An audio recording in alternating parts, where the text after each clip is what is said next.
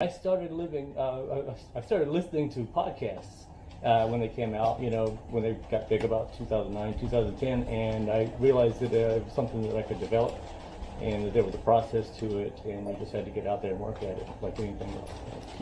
So, everybody calls me Gavin here because I mumbled a little, but I'm from the States, the United ones, and I live in Auckland now, and I met Jamie over there. We're doing touring all around New Zealand, and he got this show over here. It's my first time here.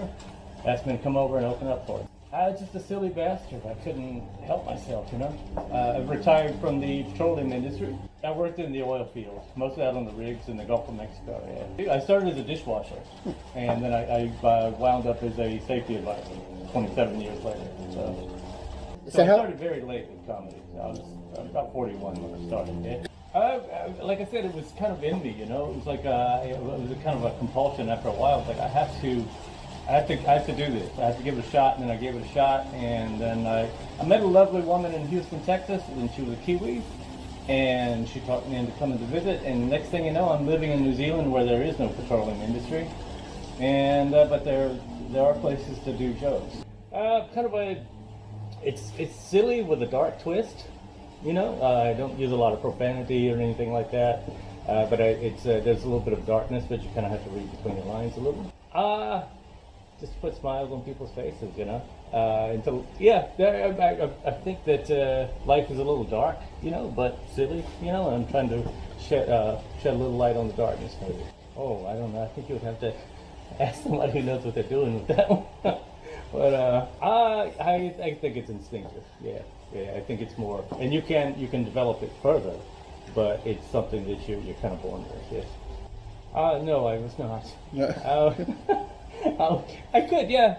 I would snipe a joke every now and then, very subtle. But I've been told that some of my jokes are a little too smart for some people. So, and the blue collar guys, there's some intelligent guys out there, but maybe they didn't quite get all the references. I don't do anything to psych myself up. I just go on and do my thing, man. There's no, I don't listen to music or jump rope or, yeah.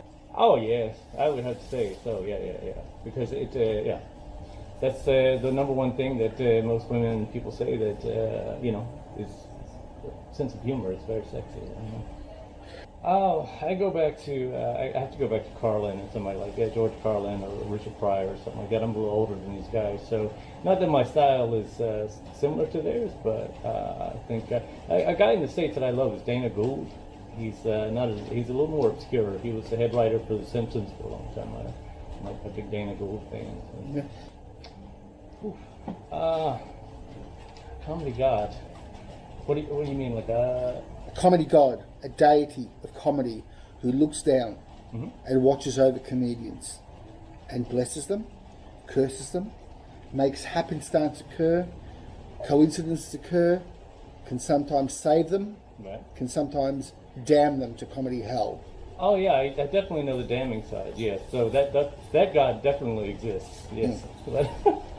So you do believe in a comedy God? I believe in a comedy God. Yes, for the bad parts. What about sacrifice? Really a high-paying job and and a lot of a high-paying, dangerous job that I did not like, and so it's not really that much of a sacrifice and a little bit of money, but I'm much happier now. So.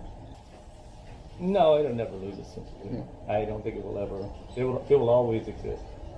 It's good. I think I have no issue. I mean, like I'm too old to be woke, I think, but I understand the movement, and everything changes. You always progress, and you always have to adjust to your time. Were you the class clown? No, I was not a clown. Couldn't afford the big shoes and the nose at the time. We were very poor, so I was not the class clown.